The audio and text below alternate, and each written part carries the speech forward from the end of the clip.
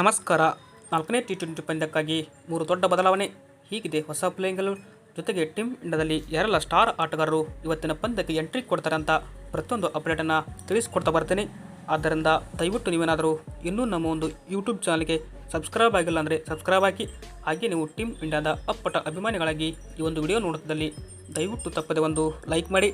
ಸ್ನೇಹಿತರೆ, ಇಂದು ಭಾರತ ಮತ್ತು ಇಂಗ್ಲೆಂಡ್ ನಡುವಿನ 4ನೇ ಟಿ20 ಪಂದ್ಯ ಬ್ರಿಸ್ಟಾಲ್ ಮೈದಾನದಲ್ಲಿ ನಡೆಯುತ್ತಿದ್ದು, ಈ ಒಂದು ಪಂದ್ಯ ಆಲ್ರೆಡಿ ಈಗ 2-0 ಅಂತರದಲ್ಲಿ ಇಂಗ್ಲೆಂಡ್ ತಂಡ ಭಾರತ ವಿರುದ್ಧ ಮುನ್ನಡೆ ಪಡೆದುಕೊಂಡಿದೆ.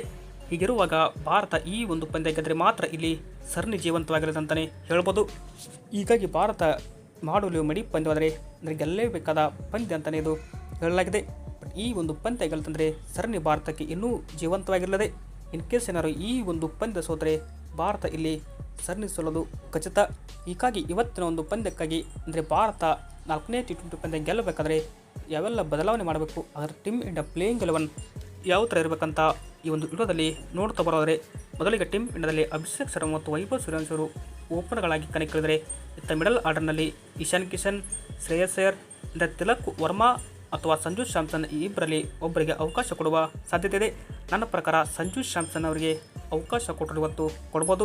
ಯಾಕೆಂದರೆ Tilak Varma slow strike rate ಹೊಂದಿರೋದ್ರಿಂದ ಹೀಗಾಗಿ ಅವರನ್ನು ಡ್ರಾಪ್ ಮಾಡಿ ನೇರವಾಗಿ ಸಂಜು ಸ್ಯಾಮ್ಸನ್ ಅವರನ್ನು ಪ್ಲೇಯಿಂಗ್ 11ನಲ್ಲಿ ನಾವು ನೋಡ್ಬೋದು.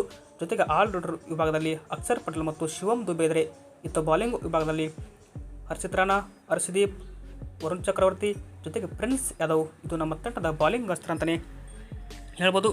ಸ್ನೇಹಿತರೆ, ಇನ್ನು ಕಳೆದ 3ನೇ ಟಿ20 ಪಂದ್ಯದಲ್ಲಿ ಭಾರತ 125 ರನ್ಗಳ ಹೀನಾಯಸಲು ಅನುಭವಿಸುವ ಮುಖಾಂತರ ಒಂದು ಕ್ರಿಕೆಟ್ ಇತಿಹಾಸದಲ್ಲಿ ಅಂದರೆ ಕಳಪೆ ಪರ್ಫಾರ್ಮೆನ್ಸ್ ಕೊಟ್ಟು ಹೀನಾಯಸಲು ಅನುಭವಿಸಿದೆ. ಬಟ್ 4ನೇ ಟಿ20 ಪಂದ್ಯ ಗೆಲ್ಲುವ ವಿಶ್ವಾಸದಲ್ಲಿ ಕೂಡ ಟೀಮ್ ಇಂಡಿಯಾ ಇದೆ. ಬಟ್ ನಿಮ್ಮ ಪ್ರಕಾರ 4ನೇ ಟಿ20 ಪಂದ್ಯ ಭಾರತ ಗೆಲ್ಲುತ್ತೋ ಇಲ್ಲವೋ ಎಂಬ ನಿಮ್ಮ ಅನಿಸಿಕೆಯನ್ನು ತಪ್ಪದೆ ಕಮೆಂಟ್ ಬಾಕ್ಸಲ್ಲಿ ಕೂಡ ಕಮೆಂಟ್ ಮಾಡಿ. Thank you.